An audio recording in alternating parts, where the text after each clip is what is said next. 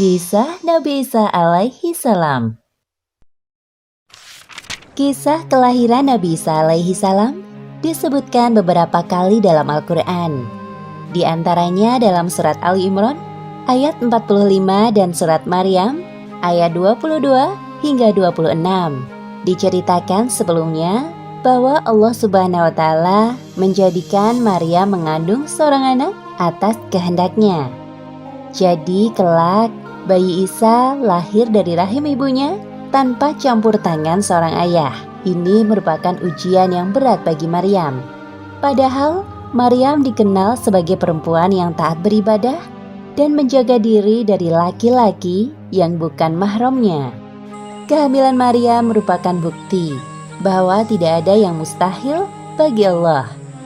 Namun karena ketaatannya, Maryam berusaha menerima semua itu dengan ikhlas. Aku harus segera pergi dari sini sebelum ada yang melihatku. Tapi, kemana aku harus pergi? Maryam mengelus perutnya sambil tersenyum kecil. Sebaiknya aku mulai berjalan saja. Semoga nanti aku menemukan tempat tinggal sementara di sana. Maryam berjalan ke arah timur. Sekarang, yang ada di benaknya adalah pergi secepatnya dari tempat ini. Maryam sengaja mengasingkan diri ke tempat yang jauh dari pemukiman penduduk agar tidak terjadi fitnah. Terkadang muncul di benak Maryam perasaan malu dan sedih dengan keadaannya sekarang, yaitu mengandung seorang anak tanpa perantara seorang suami. Namun ketika perasaan sedih itu muncul, Maryam kembali ingat dengan firman Allah yang disampaikan melalui perantara malaikat Jibril. Seperti yang disebutkan dalam Al-Quran, surat Ali Imran ayat 45. Hai Maryam, sesungguhnya Allah menggembirakan kamu dengan kelahiran seorang putra yang diciptakan dengan kalimat yang datang daripadanya. Namanya Al-Masih Isa putra Maryam, seorang terkemuka di dunia dan akhirat, dan salah seorang di antara orang-orang yang didekatkan kepada Allah. Ya Allah, berikanlah hamba-Mu ini kekuatan untuk menjalankan ujian yang berat ini. Sesungguhnya hamba hanyalah manusia yang lemah dan padanya kekuatan dari Engkau ya Allah. Maryam hidup berpindah-pindah dari satu tempat ke tempat lain. Hal itu ia lakukan agar tidak ada yang mencurigai perubahan bentuk perutnya yang mulai membuncit seperti perempuan hamil pada umumnya. Akhirnya, saat yang ditunggu tiba, Maryam merasa dirinya akan melahirkan. Rasa yang teramat sakit membuatnya tidak bisa melanjutkan perjalanan. Kemudian, ia berhenti dan duduk. Ya Allah, apakah sekarang saatnya hamba melahirkan bayi mulia ini? Tenagaku mulai habis. Hamba merasa tidak sanggup lagi ya Allah. Maryam merasa sangat putus asa. Tenaganya habis untuk berjalan. Ia merasa haus dan lapar. Namun Allah Subhanahu wa Ta'ala tidak akan membiarkan hambanya yang beriman dalam kesulitan. Apalagi Maryam sedang mengandung seorang calon nabi utusan Allah. Kemudian Allah menghibur Maryam melalui perantara malaikat Jibril. Seperti yang disebutkan dalam Al-Quran, surat Maryam ayat 24 hingga 26. Janganlah kamu bersedih hati. Sesungguhnya Tuhanmu telah menjadikan anak sungai di bawahmu. Dan goyanglah pangkal pohon kurma itu ke arahmu. Niscaya pohon itu akan menggugurkan buah kurma yang masak kepadamu. Maka makan, minum dan bersenang hatilah kamu. Alhamdulillah ada air. Kemudian Maryam menggoyangkan pangkal pohon kurma itu dengan sisa tenaga yang dimilikinya. Hal ini menunjukkan kuasa Allah. Walaupun usaha yang dilakukan Maryam terlihat mustahil dengan kondisinya sekarang, buah kurma banyak yang berjatuhan. Wah, Bismillahirrohmanirrohim. Setelah Maria mengisi tenaga dengan makan buah kurma dan minum air secukupnya, tenaga sudah terisi. Wahai anakku Isa, aku sudah tidak sabar ingin melihat wajahmu. Sebentar lagi engkau akan lahir di dunia ini. Dengan penuh susah payah menahan sakit, diwarnai dengan cucuran peluh dan air mata, Maryam akhirnya melahirkan anaknya. Tampak seorang bayi mungil nan suci. Bayi laki-laki itu bernama Isa putra Maryam, sebuah nama yang diberikan oleh Allah. Nama Isa dinisbahkan kepada ibunya karena ia lahir tanpa perantara ayah. Alhamdulillahirabbil alamin. Akhirnya engkau lahir dengan selamat, Nak. Kemudian Allah Subhanahu wa taala memerintahkan Maryam untuk tidak berbicara dengan orang yang ditemuinya. Seperti yang disebutkan dalam lanjutan surat Maryam ayat 26. Jika kamu melihat seorang manusia, maka katakanlah, sesungguhnya aku telah bernazar berpuasa untuk Tuhan yang Maha Pemurah. Maka aku tidak akan berbicara dengan seorang manusia pun pada hari ini. Hal tersebut dilakukan untuk menghindari fitnah, karena keanehan yang terjadi pada Maryam tidak mudah diterima oleh akal manusia. Kemudian Maryam merawat bayi Isa dengan penuh kasih sayang. Tibalah waktu yang ditentukan. Maryam kembali kepada kaumnya membawa bayi Isa. Selama perjalanan, Maryam terus berdoa dalam hatinya agar Allah selalu melindungi mereka berdua. Karena kelak bayi suci yang berada dalam dekapannya itu akan menjadi nabi yang mulia di kalangan Bani Israel. Kisah ini diceritakan beberapa kali dalam Al-Quran. Salah satunya dalam surat Maryam ayat 27 hingga 35. Setelah melahirkan bayi Isa, akhirnya Maryam kembali ke tengah-tengah kaumnya di Palestina. Namun saat kaumnya mengetahui bahwa Maryam membawa seorang bayi tanpa suami, tuduhan dan hinaan menyerangnya. Pada saat itulah Allah Subhanahu wa taala menyelamatkannya melalui perantara bayi Isa yang dapat berbicara. Hal yang mustahil dapat terjadi atas kehendak Allah Subhanahu wa taala.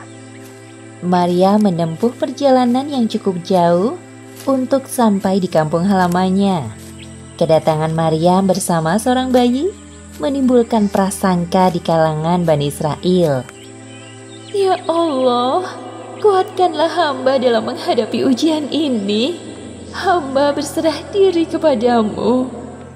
Kondisi Maryam yang sekarang telah berbeda membuat Bani Israel bertanya-tanya.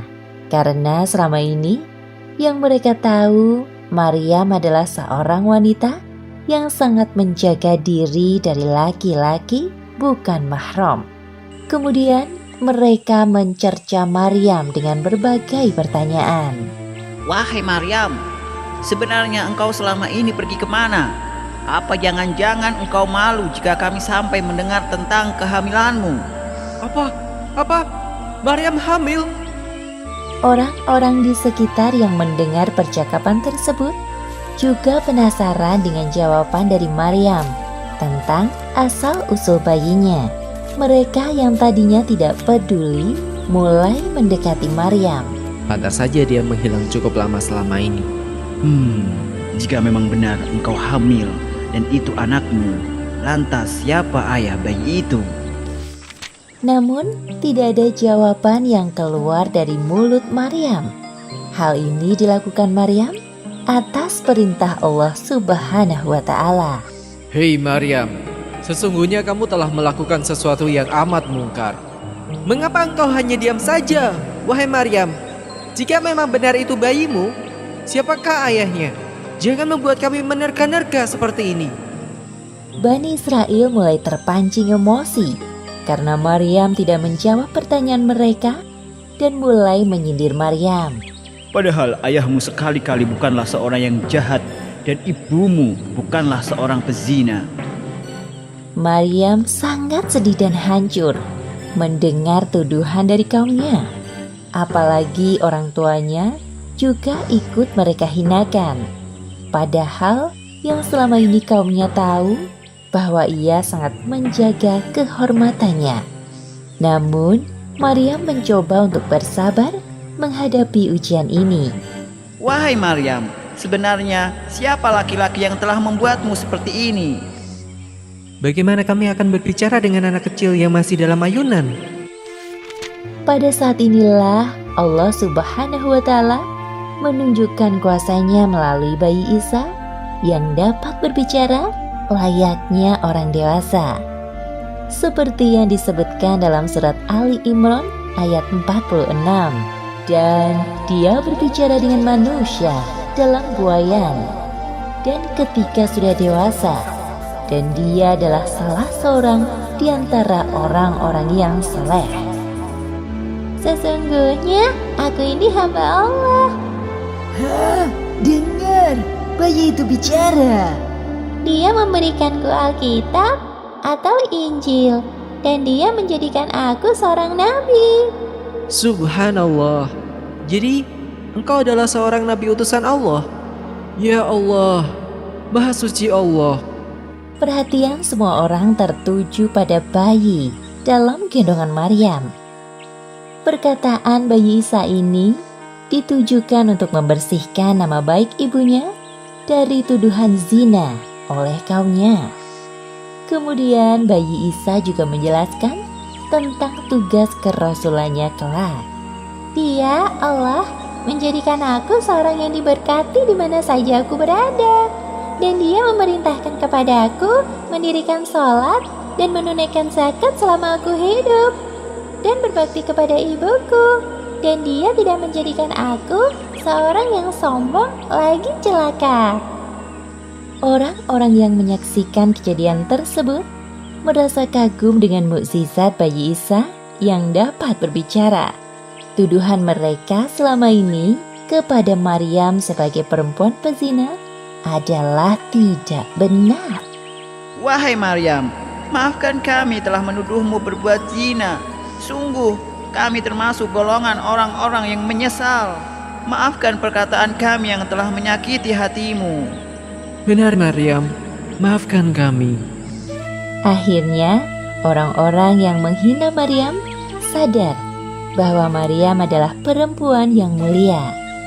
Meskipun kehamilan Maryam terjadi atas kehendak Allah, bukan berarti bayi Isa adalah anak Allah. Seperti yang disebutkan dalam surat Maryam ayat 34 hingga 35. Itulah Isa putra Maryam yang mengatakan perkataan yang benar, yang mereka berbantah-bantahan tentang kebenarannya. Tidak layak bagi Allah mempunyai anak. Maha suci Dia. Apabila Dia telah menetapkan sesuatu, maka Dia hanya berkata kepadanya, jadilah, maka jadilah ia. Kisah ini disebutkan beberapa kali dalam Al-Quran.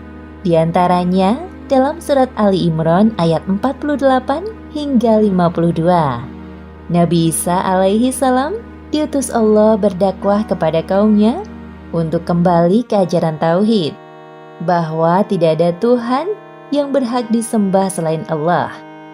Pada masa ini, Bani Israel yang didominasi oleh bangsa Yahudi sangat menentang dakwah Nabi Isa. Walaupun Allah telah menganugerahkan mukjizat sebagai bukti kenabian Isa, pengikut beliau hanya sedikit. Nabi Isa hidup satu zaman dengan Nabi Yahya alaihi salam. Nabi Yahya adalah putra Nabi Zakaria. Nabi Yahya diutus lebih dahulu untuk berdakwah kepada Bani Israel, yang kemudian dilanjutkan oleh Nabi Isa. Wahai kaumku, sepeninggalku kelak, Isa Al-Masih akan meneruskan dakwah perjuanganku. Jangan sekali-kali kalian mendustakannya, dan tetaplah berpegang teguh keimanan kalian kepada Allah Subhanahu wa Ta'ala. Sepeninggal Nabi Yahya, Bani Israel dan Yahudi kembali kepada tabiatnya. Mereka hanya taat ketika Nabi datang, Setelah itu kembali ingkar. Bahkan sejak Isa masih dalam buayan, mereka berencana untuk membunuhnya. Sementara itu, kehidupan Isa dan ibunya penuh dengan ancaman dari kaumnya. Akibatnya mereka hidup berpindah-pindah dari satu tempat ke tempat yang lain. Seperti yang disebutkan dalam Al-Quran, surat Al-Mu'minun ayat 50. Dan kami melindungi mereka di suatu tanah tinggi datar, yang banyak terdapat padang-padang rumput dan sumber-sumber air bersih yang mengalir. Isa tumbuh dengan pengasuhan yang baik. Selama itu pula, Isa mempelajari berbagai ilmu sampai akhirnya beliau dewasa dan berdakwah kepada kaumnya. Seperti yang disebutkan dalam Al-Quran, surat Ali Imran ayat 48. Dan Allah akan mengajarkan kepadanya Alkitab, hikmah, Taurat, dan Injil. Nabi Isa mengetahui bahwa terjadi penyimpangan ajaran dari kitab Taurat yang dilakukan oleh pendeta Yahudi. Namun, beliau tidak tinggal diam melihat hal tersebut. Wahai kaumku, apa yang sedang kalian lakukan? Engkau ini siapa? Apakah engkau Isa? Benar, aku adalah Isa bin Maryam. Aku datang kepadamu membenarkan Taurat yang datang sebelumku. Aku juga datang membawa mukjizat dari Allah. Sudahlah Isa, janganlah mengganggu pekerjaan kami. Nabi Isa sangat sedih melihat kaumnya yang telah melupakan Allah. Mereka hanya mempercayai ajaran dari nenek moyang mereka, penyembah patung anak sapi. Hari demi hari dilewati Nabi Isa dengan berdakwah kepada kaumnya. Beliau membantu menyelesaikan permasalahan kaumnya atas izin dari Allah. Beberapa mukjizat Nabi Isa disebutkan dalam Al-Quran, surat Ali Imran ayat 49. Sesungguhnya, aku telah datang kepadamu dengan membawa suatu tanda atau mukjizat dari Tuhanmu, yaitu, aku membuat untuk kamu dari tanah sebagai bentuk burung, kemudian aku meniupnya. Maka ia menjadi seekor burung dengan izin Allah. Dan aku menyembuhkan orang yang buta sejak dari lahirnya, dan orang yang berpenyakit sopak. Dan aku menghidupkan orang mati dengan seizin Allah. Dan aku kabarkan kepadamu apa yang kamu makan dan kamu simpan di rumahmu. Wahai kaumku, apakah tidak cukup sebuah bukti ini bagi kalian? Wahai Isa, semua itu adalah sihir yang engkau buat. Tidak semudah itu kami percaya kepadamu. Wahai saudaraku, ketahuilah sesungguhnya Isa ini berusaha menipu kita dengan semua sihirnya. Jadi semua itu adalah sihir? Pantas saja, hebat sekali. Walaupun tampak jelas bukti kenabian Nabi Isa melalui mukjizat yang diberikan Allah, hanya sebagian kecil dari kaumnya yang menerima dakwah beliau. Wahai kaumku, sesungguhnya Allah Subhanahu wa Ta'ala adalah Tuhanku dan Tuhan kalian semua. Bertakwalah kalian kepadanya dan taatlah kepadaku. Inilah satu-satunya ajaran yang benar. Nabi Isa tidak pantang menyerah melihat kenyataan bahwa pengikutnya masih sangat sedikit. Beliau tetap sabar dan mendoakan kaumnya yang telah menyimpang. Ya Allah, tambahkanlah keimanan pada diri kaumku. Berikanlah hamba kekuatan untuk lebih bersemangat dalam berdakwah kepada mereka. Allah Subhanahu wa Ta'ala menjawab doa Nabi Isa dengan memberikan para pengikut dan penolong setia yang dikenal dengan sebutan Hawariyun. Siapakah yang akan menjadi penolong-penolongku untuk menegakkan agama Allah?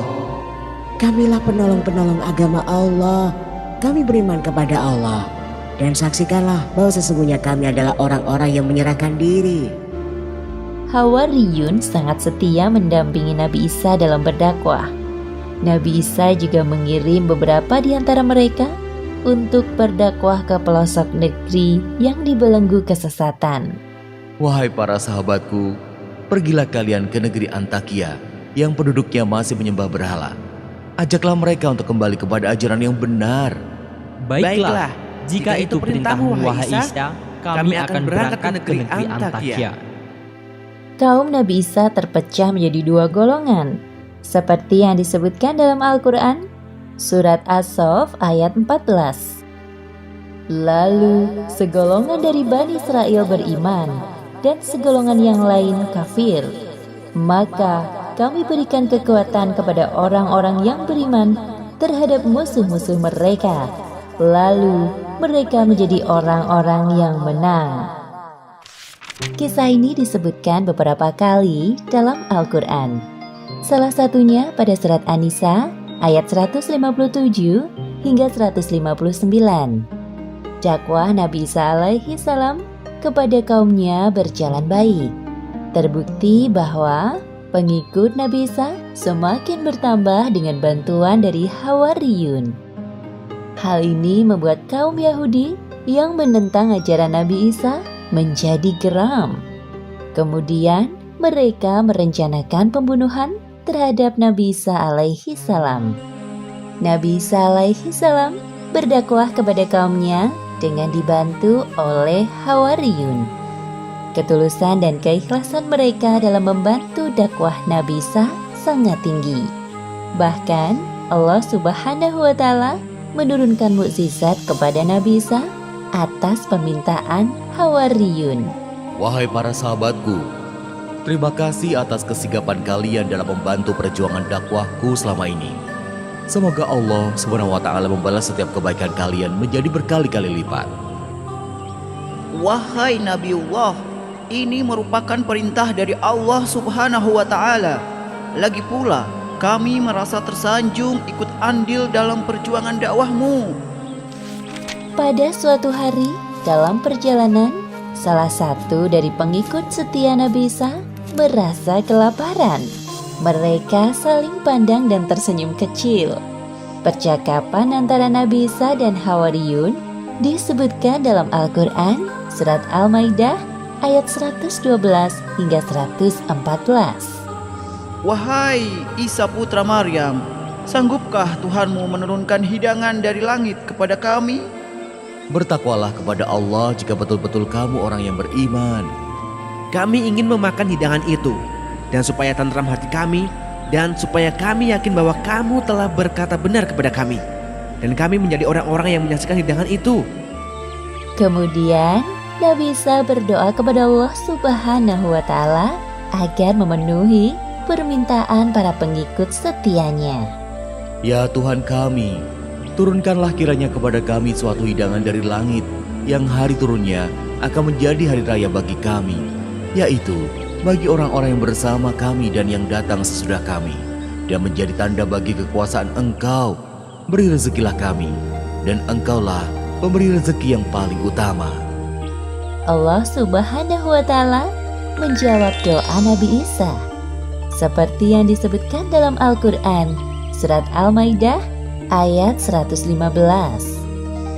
Allah berfirman, sesungguhnya Aku akan menurunkan hidangan itu kepadamu.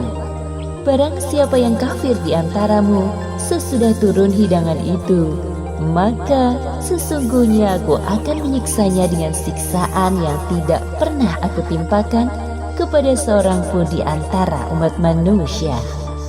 Lain halnya dengan kaum Yahudi. Mereka sering meremehkan ayat-ayat Allah yang disampaikan oleh para nabi. Maka dari itu, keimanan sulit menancap dalam hati mereka. Maka saat datang Nabi Isa menyampaikan ajaran kebenaran, mereka memusuhinya. Wahai saudaraku, lihatlah pengikut Isa sekarang makin bertambah banyak. Bisa-bisa murid-murid kita diambilnya pula. Benar, wahai saudaraku, pasti karena tipuan sihirnya, apalagi dia punya murid-murid yang setia. Kita tidak bisa diam saja dan menunggu keadaan berubah.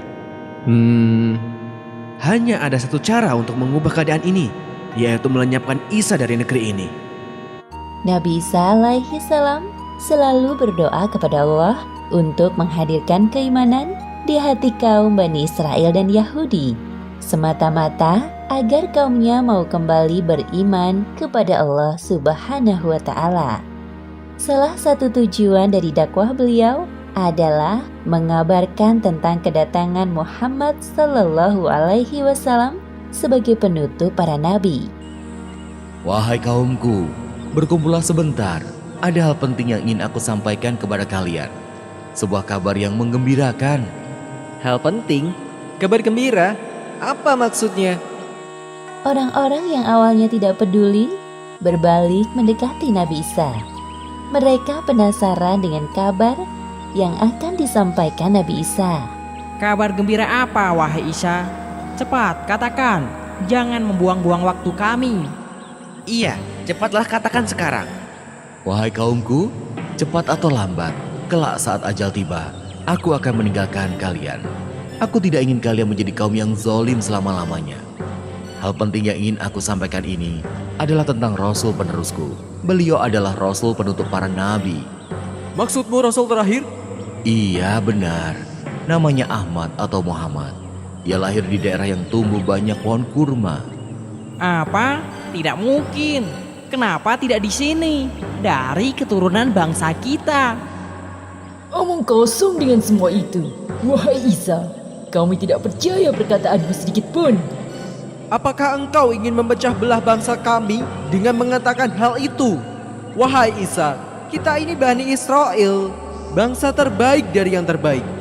Sudah, mari kita bubar. Ternyata benar dugaanku. Isa hanya membuang-buang waktu kita saja.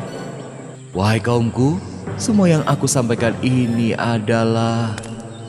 Belum sempat Nabi Isa menyelesaikan perkataannya, kaumnya pergi. Wahai kaumku, bersikap lemah lembutlah kalian terhadap sesamamu.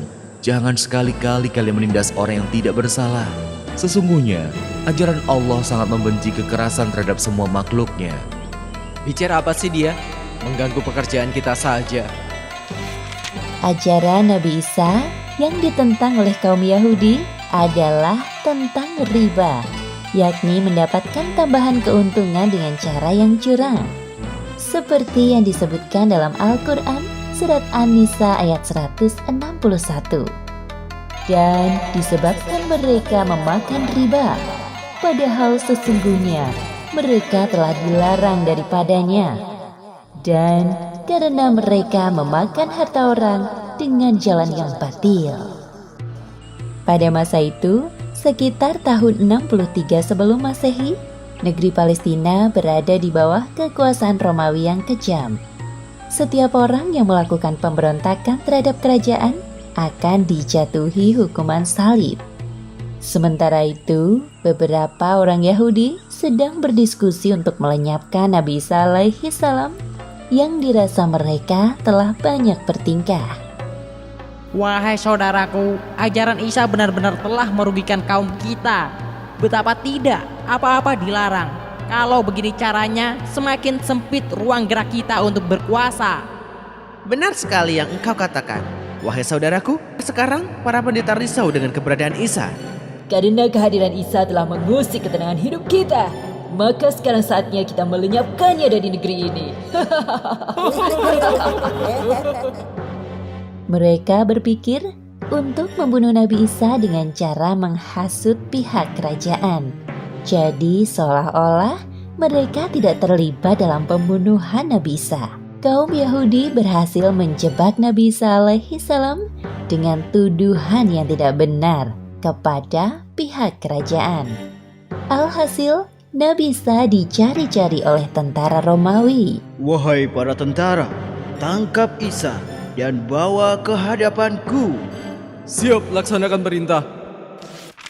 Sementara itu, Nabi Isa bersama Hawariyun telah bersembunyi ke tempat yang aman setelah mendengar kabar bahwa Nabi Isa menjadi buronan pihak kerajaan. Wahai rakyat Palestina, barang siapa di antara kalian yang mengetahui keberadaan Isa putra Maryam dan bersedia melaporkannya kepada kami, hadiah besar dari kerajaan menanti kalian. Namun sayangnya, ada salah satu pengikut Nabi Isa yang tergiur dengan hadiah sayembara tersebut. Ia berkhianat dan memberitahukan tempat persembunyian Nabi Isa kepada tentara Romawi. Sebelum tentara Romawi mendatangi tempat persembunyian Nabi Isa, Allah Subhanahu wa Ta'ala telah menyelamatkan Nabi Isa. Seperti yang disebutkan dalam Al-Quran, surat An-Nisa ayat 158. Tetapi yang sebenarnya Allah telah mengangkat Isa kepadanya. Wahai Isa, keluarlah dari persembunyianmu. Engkau telah terkepung. Engkau tidak bisa lari lagi dari kami. Di mana Isa? Cepat katakan. Aku tidak tahu apa-apa tentang Isa. Hei, dia itu Isa. Hah? Kau Isa rupanya. Demi Tuhan, aku bukan Isa. Kalian salah orang. Sudah, bawa saja dia. Akhirnya, tentara Romawi membawa Yudas Iskariot yang wajahnya telah diserupakan oleh Allah seperti Nabi Isa dan menyalibnya. Seperti yang disebutkan dalam Al-Quran, surat An-Nisa ayat 157. Dan karena ucapan mereka, sesungguhnya kami telah membunuh Al-Masih, Isa putra Maryam, Rasul Allah. Padahal mereka tidak membunuhnya dan tidak pula menyalibnya.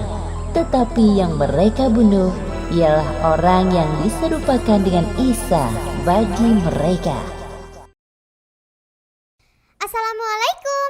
Kalau teman-teman belum subscribe, yuk klik tombol subscribe warna merah. Gratis loh. Jangan lupa klik juga gambar loncengnya ya, supaya teman-teman bisa tahu video-video baru Diva.